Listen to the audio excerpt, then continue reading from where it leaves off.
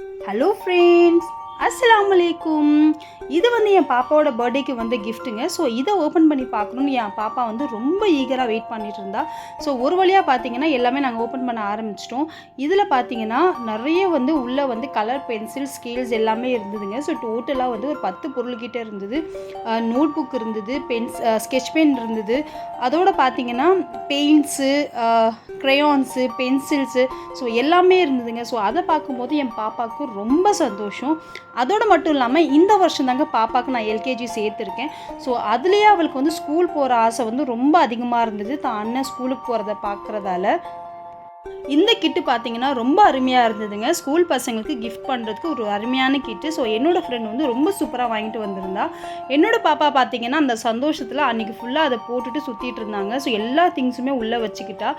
அதோடு மட்டும் இல்லைங்க, ஸ்கூல் ஆரம்பித்ததுமே இந்த பேக் தாங்க அவள் எடுத்துகிட்டும் போனால். அவளுக்கு அவ்வளோ ஒரு ஹாப்பிங்க. இப்போ நான் வந்து இவளுக்கு ஸ்கூல் விட ஆரம்பிச்சிட்டேன். ஸ்கூல் திறந்து ஒரு 10 நாள் ஆகிடுச்சுங்க. ஃபஸ்ட்டு 4 நாள் அழுதுட்டு போனாங்க. ஸோ அதுக்கப்புறம் அவளுக்கு பழகிடுச்சு. அதோடு பார்த்திங்கன்னா அவளோட புக்ஸுக்கும் நோட் புக்ஸுக்கும் அந்த பேக் அவளுக்கு ரொம்ப கம்ஃபர்டபுளாக இருந்ததுங்க.